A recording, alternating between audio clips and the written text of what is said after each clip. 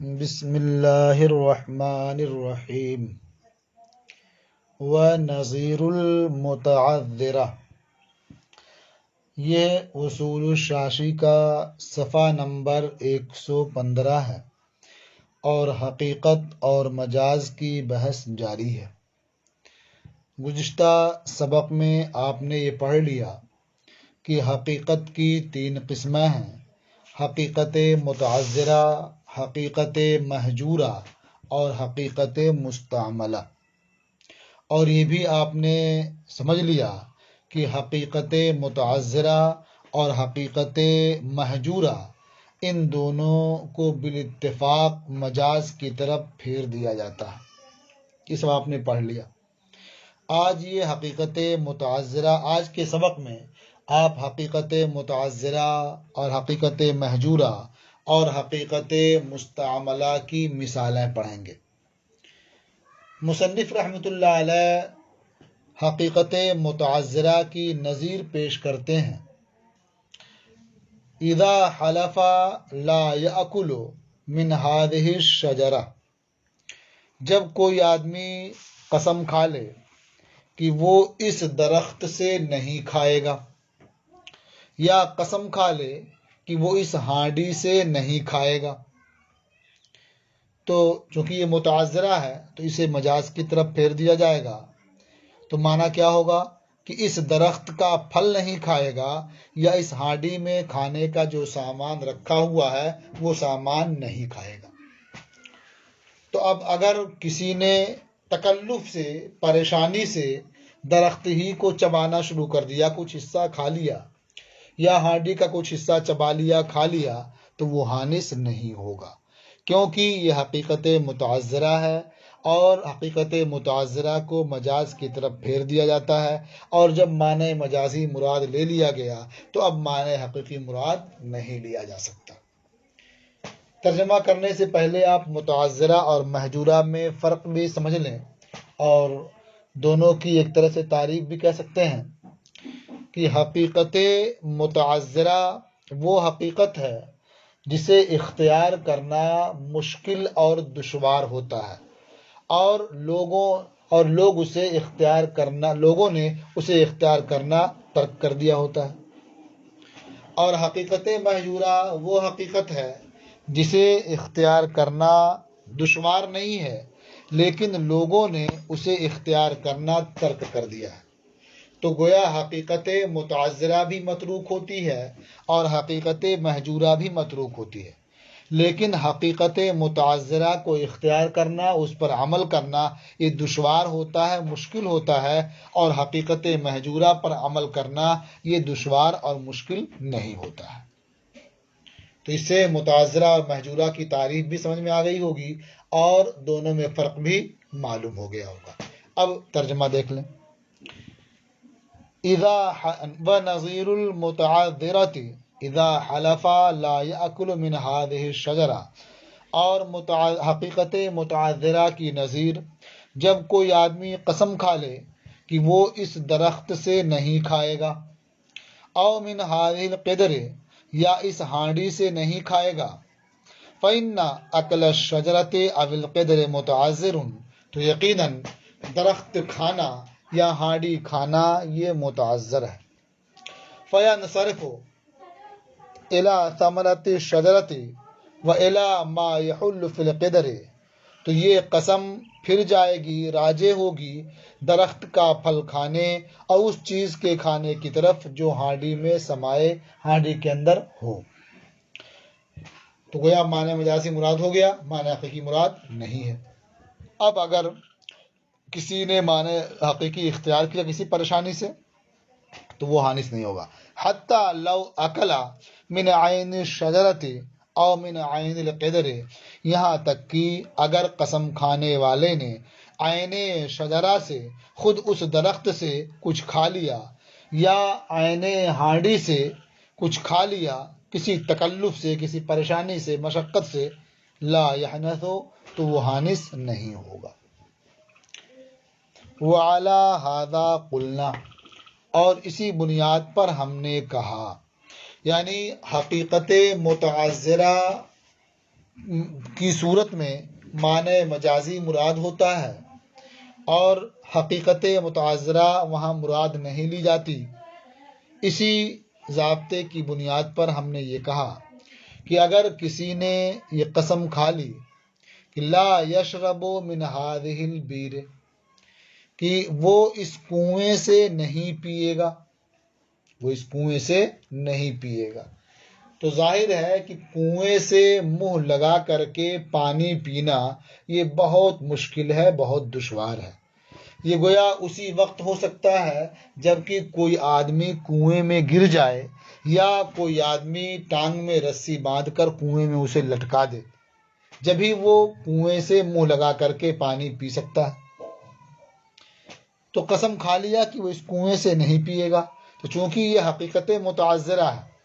اس لیے یہ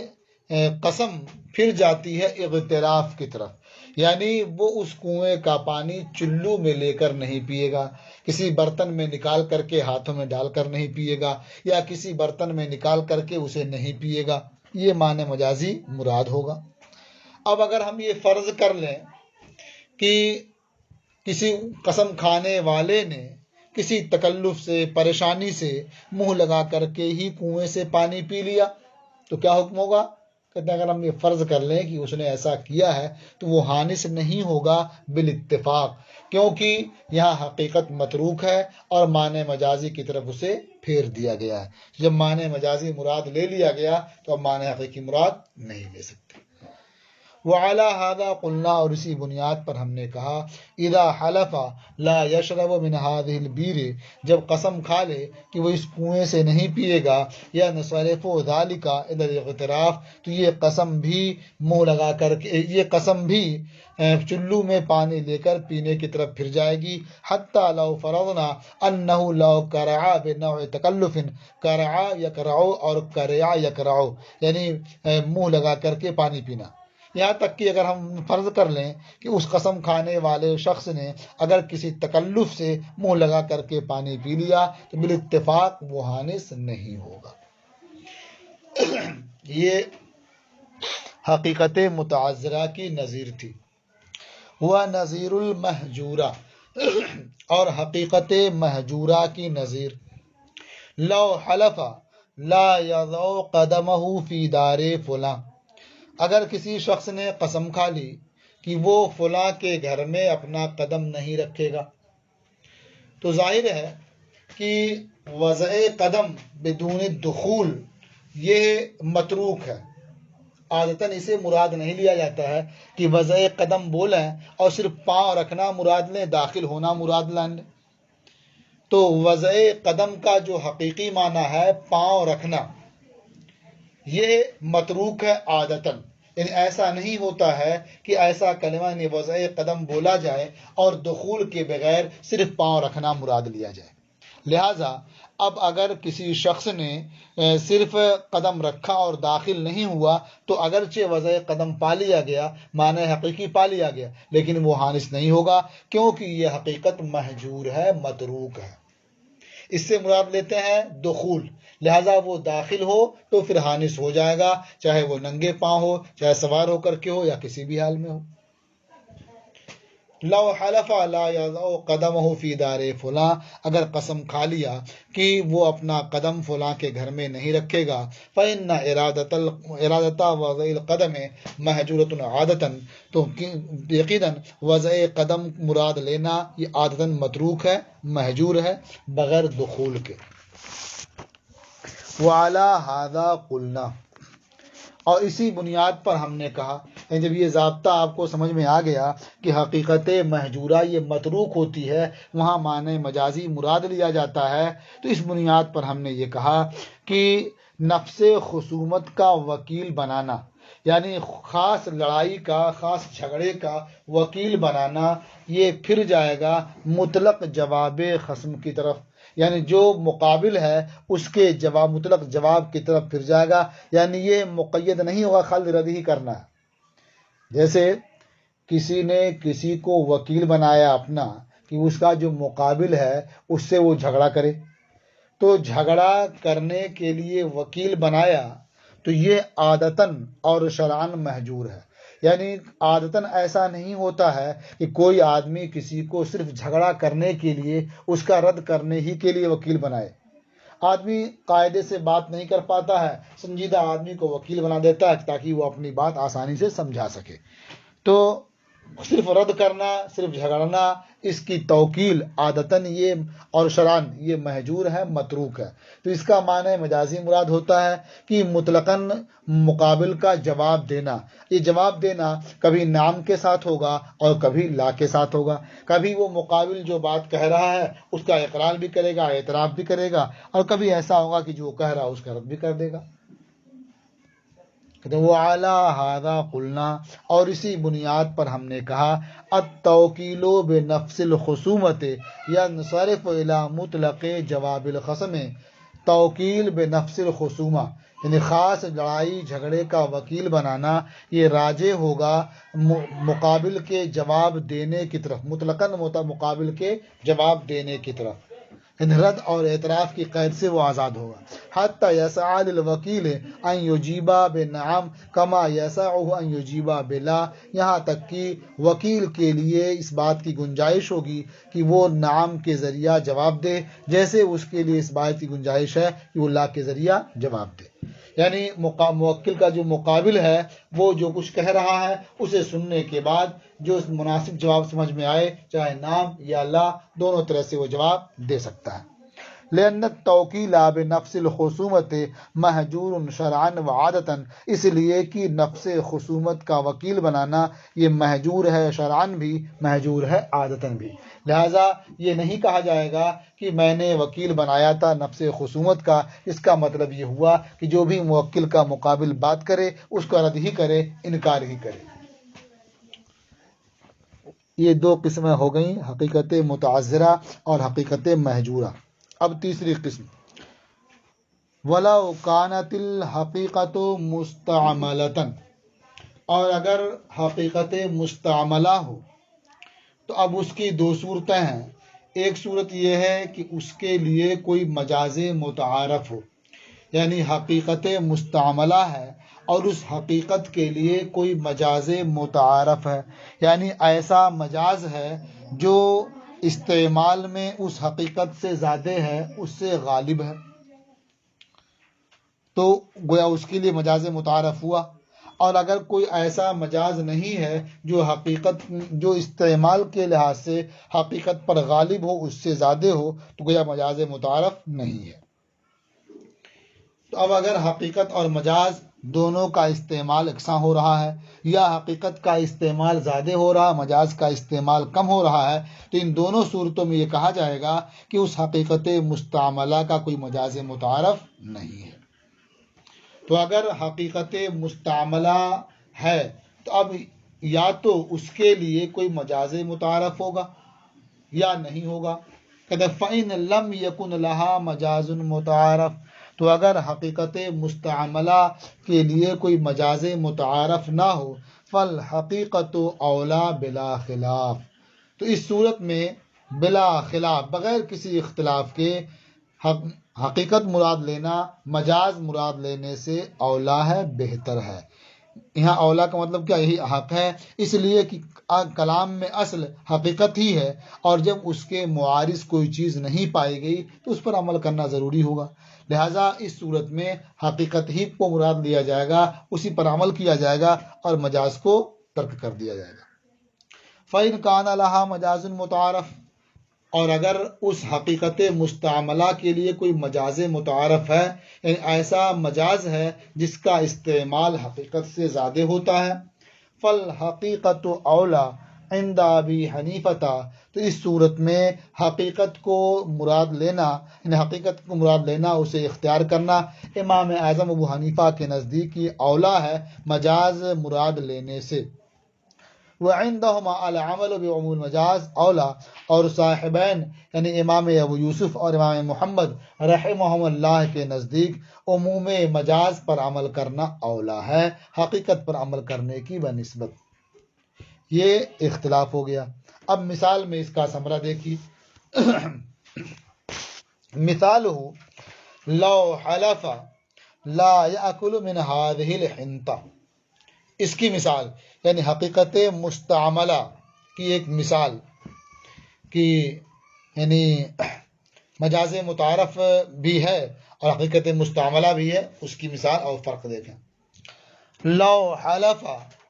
لا یأکل من هذه الحنطہ، اگر کسی نے قسم کھا لی کہ وہ اس گیہوں سے نہیں کھائے گا، ینصرف ذلک الی عینہا، تو اس کا یہ قسم کھانا یہ عین ہنتا کی طرف راجع ہوگا، پھر جائے گا، یعنی اگر وہ عین ہنتا کھائے گا تو حانس ہوگا، اور نہیں کھائے گا، وہ گیہوں سے بنی ہوئی کوئی اور چیز کھائے گا تو حانس نہیں ہوگا، امام اعظم ابو حنیفہ رحمۃ اللہ علیہ کے نزدیک۔ حتی لو اکلا من الخبز الحاصل منها لا یحنس عنده، یہاں تک کہ اگر قسم کھانے والے نے وہ روٹی کھا لی جو اس گیہوں سے بنی ہے تو ان کے نزدیک حانس نہیں ہوگا، اس لیے کہ حقیقت پر عمل کرنا اولا ہے مجاز پر عمل کرنے سے۔ تو حقیقت کیا ہے؟ خود گیہوں کو کھانا ہے، اور یہ چونکہ حقیقت نہ تو متعذرہ ہے اور نہ محجورہ ہے، اس لیے کہ لوگ گیہوں کو ابال کر کے بھی کھاتے ہیں، بھون کر کے بھی کھاتے ہیں، ٹکڑے کر کے بھی کھاتے ہیں، تو گویا یہ حقیقت مستعملہ ہے۔ اور اس کا مجاز متعارف کیا ہے کہ جو چیز گیہوں سے تیار کی جائے اسے نہیں کھائے گا، روٹی نہیں کھائے گا۔ تو اگر قسم کھا لیا کہ وہ اس گیہوں سے نہیں کھائے گا تو یہ قسم راجع ہوگی عین ہنتا کی طرف، امام اعظم ابو حنیفہ رحمۃ اللہ علیہ کے نزدیک، یہاں تک کہ اگر قسم کھانے والے نے اس روٹی سے کچھ حصہ کھا لیا جو گیہوں سے تیار ہوئی ہے تو وہ ان کے نزدیک حانس نہیں ہوگا۔ وَعِندَهُمَا يَنصَرِفُ إِلَى مَا تَتَضَمَّنُهُ الْحِنطَةُ بِطَرِيقِ عموم المجاز، اور صاحبین رحمہم اللہ کے نزدیک یہ قسم پھر جائے گی، راجع ہوگی اس شے کی طرف جسے گیہوں متضمن ہوتا ہے بطریق عموم مجاز، یعنی جو چیزیں گیہوں سے تیار ہوتی ہیں بنتی ہیں ان میں سے کوئی چیز بھی اگر وہ کھا لے گا تو حانس ہوگا بطریق عموم مجاز۔ فَيَحْنَثُ بِأَكْلِهَا وَبِأَكْلِ الْخُبْزِ الْحَاصِلِ مِنْهَا، تو بندہ نے قسم کھانے والا خاص گیہوں کے کھانے سے بھی حانس ہو جائے گا اور اس روٹی کے کھانے سے بھی حانس ہو جائے گا جو گیہوں سے حاصل ہوئی ہے، تب پکی ہے، تیار کی گئی ہے۔ وَكَذَا لَوْ حَلَفَ لَا يَشْرَبُ مِنَ الْفُرَاتِ يَنْصَرِفُ إِلَى الشُّرْبِ مِنْهَا كَرْعًا عِنْدَهُ وَعِنْدَهُمَا إِلَى الْمَجَازِ الْمُتَعَارَفِ، اور یوں ہی اگر کسی نے قسم کھا لی کہ وہ نہر فرات سے پانی نہیں پیے گا، تو معنی حقیقی کیا ہے؟ منہ لگا کر کے پانی پینا، اور عموم مجاز کیا ہے؟ کسی بھی طرح سے پانی اس کا پی لینا، گلاس میں لے کر کے، چلو میں لے کر کے، برتن میں نکال کے پی لینا، یہ عموم مجاز ہے۔ تو حقیقت چونکہ یہ مستعملہ ہے، اس لیے کہ اب بھی وہ لوگ جو ندی نہر کے پاس رہتے ہیں جب وہ نہاتے ہیں وہاں جاتے ہیں تو وہ منہ لگا کر کے اس سے پانی پی لیتے ہیں، تو یہ حقیقت مستعملہ ہے۔ تو اگر کسی نے قسم کھا لی کہ وہ فرات سے نہیں پیے گا، یعنی نہر فرات سے پانی نہیں پیے گا، تو یہ قسم راجع ہوگی نہر فرات سے منہ لگا کر پانی پینے کی طرف، امام اعظم ابو حنیفہ رحمۃ اللہ علیہ کے نزدیک۔ وَعِنْدَهُمَا إِلَى الْمَجَازِ الْمُتَعَارَفِ، اور صاحبین رحمہم اللہ کے نزدیک یہ قسم مجاز متعارف کی طرف راجع ہو جائے گی۔ وَهُوَ، اور مجاز متعارف ہے کیا؟ وَهُوَ شُرْبُ مَائِهَا بِأَيِّ طَرِيقٍ كَانَ، وہ فرات کا پانی پینا ہے کسی بھی طریقے سے ہو، خواہ منہ لگا کر کے ہو یا چلو میں لے کر کے ہو یا کسی برتن میں حاصل کر کے پینا پایا جائے۔ تو اسی ضابطے کی بنیاد پر یہاں بھی امام اعظم ابو حنیفہ اور صاحبین رحمہم اللہ میں اختلاف ہوا۔ تو یہ حقیقت متعذرہ، محجورہ اور مستعملہ کی مثال ہو گئی۔ اب یہ یہاں سے بیان کرتے ہیں کہ مجاز یہ حقیقت کا بدل ہوتا ہے کس چیز میں؟ مجاز حقیقت کا نائب ہے، بدل ہے، تلفظ میں یا حکم میں، اس بارے میں اختلاف ہے۔ فرماتے ہیں ثم المجاز عند ابی حنیفہ رضی اللہ تعالی عنہ خلف عن الحقیقت فی حق اللفظ. پھر مجاز، امام اعظم ابو حنیفہ رضی اللہ تعالی عنہ کے نزدیک حقیقت کا بدل اور نائب ہے حق لفظ میں، یعنی تلفظ میں یہ حقیقت کا بدل اور نائب ہے. وعندهما خلف عن الحقیقت فی حق الحکم، اور صاحبین رحمہم اللہ کے نزدیک مجاز یہ حقیقت کا بدل اور نائب ہے حق حکم میں. اب فرق کیا ہوگا؟ کہتے ہیں حتی لو کانت الحقیقت ممکنۃ فی نفسها الا انه امتنع العمل بها لمانع یصار الى المجاز والا صار الکلام لغوا. فرماتے ہیں اگر حقیقت ممکن ہے فی نفسها، یعنی اپنی ذات کے اعتبار سے حقیقت ممکن ہے، مگر کسی معنی کی وجہ سے حقیقت پر عمل کرنا ممتنع ہے، تو ایسی صورت میں اس حقیقت کو مجاز کی طرف پھیر دیا جائے گا، کیونکہ مجاز حقیقت کا نائب ہے. تو اگر حقیقت فی نفسها اپنی ذات کے اعتبار سے ممکن ہے لیکن کسی معنی کی وجہ سے اس پر عمل نہیں کیا جا سکتا، تو اب اسے مجاز کی طرف پھیر دیا جائے گا، کیونکہ مجاز اس کا نائب اور بدل ہے. اور اگر حقیقت اپنی ذات کے اعتبار سے ایسی ہے جس پر عمل کرنا ممکن نہیں ہے، تو ایسی صورت میں اسے مجاز کی طرف نہیں پھیرا جائے گا اور وہ کلام لغو ہو جائے گا. یہ صاحبین رحمہم اللہ کے نزدیک ہے. وعنده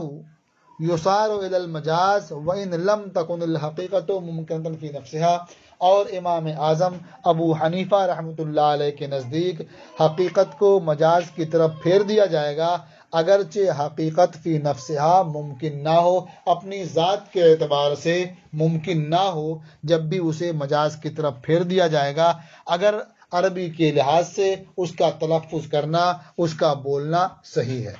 تو قائل عاقل بالغ ہے، اس نے کوئی کلمہ ادا کیا ہے اور اس کا تلفظ صحیح ہے، تو اگر حقیقی معنی وہاں متعذر ہے، مراد نہیں ہو سکتا، ممکن نہیں فی نفسہا، تو اسے مجاز کی طرف پھیر دیا جائے گا، کیونکہ مجاز یہ حقیقت کا نائب اور بدل ہے حق تلفظ میں. اب اس کی مثال جہاں آپ کو فرق سمجھ میں آئے گا حق تلفظ اور حق حکم میں نائب اور بدل ہونے کا. مثالہ اذا قال لعبده وهو اکبر سنا منه هذا ابنی لا يصار الى المجاز عندهما لاستحالة الحقيقة وعنده يصار الى المجاز حتى يعتق العبد. اس کی مثال یہ ہے کہ آقا نے اپنے غلام سے کہا، ایسے غلام سے جو آقا سے عمر میں بڑا ہے، یعنی 30 سال کا آقا ہے، اس نے اپنے 50 سال کے غلام سے کہا ہاذا ابنی، یہ میرا بیٹا ہے. تو ہاذا ابنی، ابن جو ہوتا ہے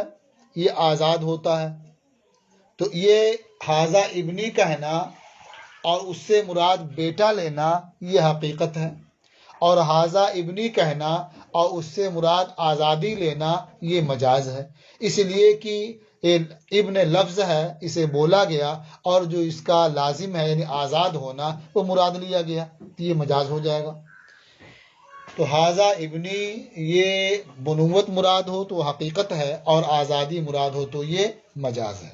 اب 30 سال کے آقا نے اپنے 50 سال کے غلام کے بارے میں کہا کہ یہ میرا بیٹا ہے،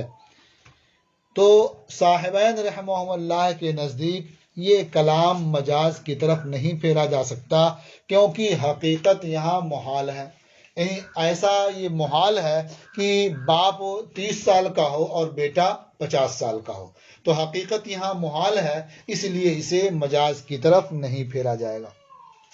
اور امام اعظم ابو حنیفہ رحمۃ اللہ علیہ کے نزدیک اسے مجاز کی طرف پھیر دیا جائے گا، اس لیے کہ یہ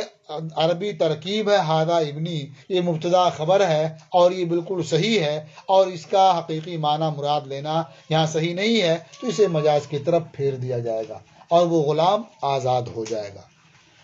تو آقا اپنے سے زیادہ عمر والے غلام سے حاذا ابنی کہتا ہے، تو حاذا ابنی کہنے سے امام اعظم ابو حنیفہ رحمۃ اللہ علیہ کے نزدیک وہ غلام آزاد ہو جائے گا، اور صاحبین رحمہ اللہ کے نزدیک غلام آزاد نہیں ہوگا۔ امام اعظم کے ہاں مجاز یہ حقیقت کا نائب ہے حق تلفظ میں، تو تلفظ اس کا صحیح ہے، بولنا صحیح ہے، اب اس پر عمل کرنا صحیح نہیں ہے، عمل نہیں ہو سکتا، تو معنی مجازی مراد لیا جائے گا۔ اور صاحبین رحمہ اللہ کے نزدیک حق حکم میں یہ مجاز حقیقت کا نائب اور بدل ہے، تو جہاں حقیقت پر عمل کرنا ممکن ہوگا وہیں کسی معنی کی وجہ سے مجاز کی طرف پھیرا جائے گا، اور حقیقت پر عمل کرنا خود ہی محال ہو تو مجاز کی طرف نہیں پھیرا جائے گا۔ وہ حقیقت کا وہ اپنی ذات کے اعتبار سے ممکن ہونا ضروری ہے۔ وعلى هذا يخرج الحكم في قوله له علي علف او على هذا الجدار وقوله عبدی او حماری حر، کہتے ہیں اسی بنیاد پر اس حکم کی تخریج کی جاتی ہے، یعنی مجاز یہ حقیقت کا نائب اور بدل ہے حق تلفظ میں امام اعظم ابو حنیفہ رحمۃ اللہ علیہ کے نزدیک، اور حق حکم میں نائب اور بدل ہے صاحبین رحمہ اللہ کے نزدیک۔ اس ضابطے کی بنیاد پر یہ تخریج کی جاتی ہے۔ کسی شخص نے کہا کہ فلاں کا مجھ پر 1000 ہے یا اس دیوار پر ہے، یعنی فلاں کا میرے ذمہ 1000 ہے یا اس دیوار کے ذمہ 1000 ہے،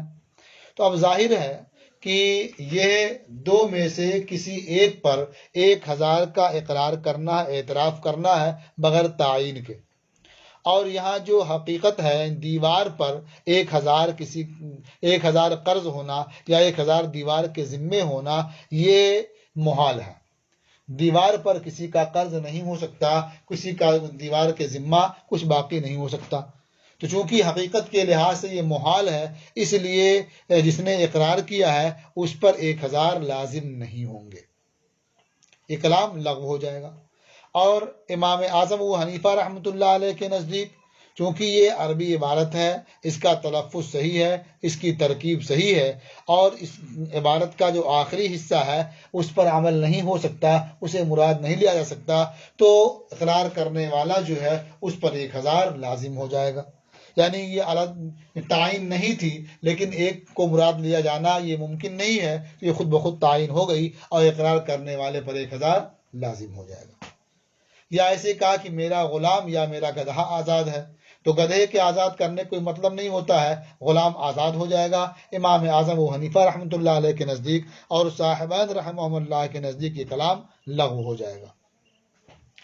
اور اس اصل کی بنیاد پر یہ تخریج کی جاتی، اس حکم کی تخریج کی جاتی ہے قائل کی اس قول میں لہو علی الف او علی ھذا الجدار، کہ مجھ پر 1000 ہے یا اس دیوار پر ہے، اور قائل کے قول عبدی اور حماری حرر، میرا غلام یا میرا گدھا آزاد ہے۔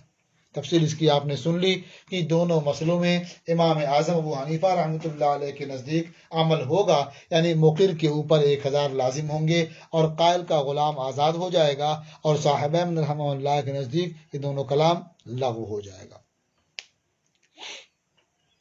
ولا يلزم على هذا اذا قال لامرأته هذه ابنتي،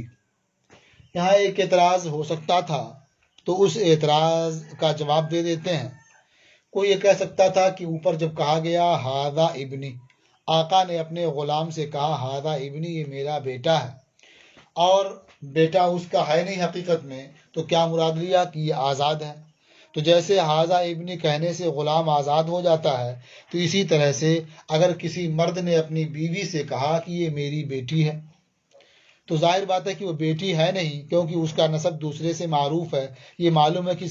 کسی اور کی بیٹی ہے، تو یہاں حقیقت کو مراد نہیں لے سکتے، تو یہاں بھی اس کا دوسرا معنی مراد ہونا چاہیے کہ اسے طلاق واقع ہو جائے، طلاق سے یہ مجاز ہو۔ جس طرح ہاذا ابنی کہنے سے وہ لڑکا غلام آزاد ہو جاتا ہے، اسی طرح سے حاضی ابنتی کہنے سے عورت کو آزاد ہو جانا چاہیے، یعنی مطلقہ ہو جانا چاہیے اسے۔ کہتے ہیں یہ اعتراض نہ کیا جائے، اس کی بنیاد پر یہ اعتراض لازم نہیں آتا ہے۔ کیوں لازم نہیں آتا ہے؟ اس لیے لازم نہیں آتا ہے، یعنی اس صورت میں یہ عورت اس پر حرام نہیں ہوگی اور اسے طلاق سے مجاز قرار نہیں دیا جائے گا، چاہے عورت مرد سے عمر میں چھوٹی ہو یا اس سے بڑی ہو۔ کیوں نہیں کہا جائے گا؟ اس لیے کہ یہ لفظ یعنی حاضہی ابنتی کہنا اگر یہ صحیح ہو، حاضہی ابنتی کو اگر صحیح مان لیا جائے تو اس کا معنی یہ نکاح کے منافی ہوگا، یعنی حاضہی ابنتی کا تقاضا یہ ہے کہ اس سے نکاح ہی نہ ہو، اور جب یہ اس کا معنی نکاح کے منافی ہوگا تو نکاح کا جو حکم ہے یعنی طلاق اس کے بھی منافی ہوگا، اور وجود تنافی کے ساتھ استعارہ نہیں ہوتا ہے، یعنی ایسا نہیں ہوتا ہے کہ بنتیت کا ذکر کیا جائے اور اس سے طلاق کا ارادہ کیا جائے، کیونکہ دونوں میں منافات ہے، برخلاف ہادہ ابنی کہنے کے، کیونکہ بنوت اور ثبوت ملک میں کوئی منافات نہیں ہے، بلکہ بنوت کے ساتھ ملک کا ثبوت ہو سکتا ہے۔ یہی وجہ ہے کہ اگر کوئی شخص اپنے بیٹے کو خرید لے تو وہ بیٹا آزاد ہو جاتا ہے، وہ اسی لیے آزاد ہو جاتا ہے کہ خریدنے کے بعد ملکیت اس کے لیے ثابت ہوئی، اور جیسے ہی ملکیت باپ کے لیے ثابت ہوئی تو بیٹا آزاد ہو گیا۔ تو معلوم ہوا کہ ابنیت اور ابنیت یہ آزادی کے منافی نہیں ہے، برخلاف بنتیت کے، کیونکہ وہ طلاق کے منافی ہے، اور جن دو چیزوں میں منافات ہو ان میں ایک دوسرے سے استعارہ نہیں کیا جاتا۔ فرماتے ہیں ولا یلزم علی ھذا، اور اس بنیاد پر یہ اعتراض لازم نہیں آئے گا کہ اذا قال لامرأتہ، کہ جب شوہر اپنی بیوی سے کہے ھذہ ابنتی، یہ میری بیٹی ہے، وَلَهَا نَسَبٌ مَعْرُوفٌ مِّنْ غَيْرِهِ، اور اس عورت کا اس کے شوہر کے علاوہ سے نسب معروف ہے، معلوم ہے، حَيْثُ لَا تَحْرُمُ عَلَيْهِ، وہ عورت اس شوہر پر حرام نہیں ہوگی، وَلَا يُجْعَلُ ذَلِكَ مَجَازًا عَنِ الطلاق، اور اس کے قول کو طلاق سے مجاز قرار نہیں دیا جائے گا، سواء كانت المرأة صغرى سنا منه أو كبرى، خواہ عورت عمر میں شوہر سے چھوٹی ہو یا عمر میں شوہر سے بڑی ہو۔ کیوں مجاز قرار نہیں دیا جائے گا؟ لأن هذا اللفظ، اس لیے کہ یہ لفظ یعنی هذه ابنتی کہنا، لو صح، اگر یہ صحیح ہو، لو صح معنی ہو، اگر اس کا معنی صحیح ہو، لکانا منافیا للنکاح، تو وہ نکاح کے منافی ہوگا، یعنی هذه ابنتی کہنا یہ نکاح کے منافی ہوگا، کیونکہ بنتیت یہ نکاح کے منافی ہوتی ہے۔ فیکون منافیا لحکم ہی، جب یہ نکاح کے منافی ہوگا تو جو نکاح کا حکم ہے طلاق اس کے ہی منافی ہوگا، وہ طلاق، اور نکاح کا حکم وہ طلاق ہے۔ ولا استعارۃ مع وجود التنافی، اور تنافی کے وجود کے ساتھ استعارہ نہیں ہو سکتا، یعنی ایسا نہیں ہو سکتا کہ بنتیت کا ذکر ہو اور طلاق کا ارادہ ہو، کیونکہ دونوں میں منافات ہے، برخلاف آقا کے اپنے غلام سے ہادہ ابنی کہنے کے۔ وہاں ہادہ ابنی کہنا دو چیزیں ہیں، آزادی اور بنوت، کہتے ہیں یہ بنوت باپ کے لیے ثبوت ملک کے منافی نہیں ہے، بنوت یہ اس باپ کے لیے ثبوت ملک کے منافی نہیں ہے، بل یثبت الملک لہو، بلکہ باپ کے لیے بیٹے کے حق میں ملک کا ثبوت ہوگا، پھر بیٹا باپ پر آزاد ہو جائے گا۔ یعنی اگر باپ اپنے بیٹے کو خریدتا ہے تو اس کا مطلب یہ ہے کہ خریدنے کے ساتھ ہی ساتھ وہ باپ بیٹے کا مالک ہو جائے گا، اور جیسے ہی باپ مالک ہوگا بیٹا خود بخود آزاد ہو جائے گا۔ تو چونکہ وہاں منافات نہیں ہے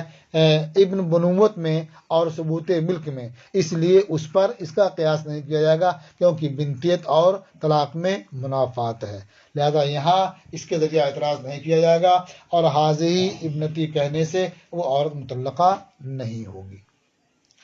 تو یہ فصل مکمل ہوئی۔ اب انشاءاللہ کل آپ 5ویں فصل پڑھیں گے جو طریق استعارہ کی تعریف سے متعلق ہے۔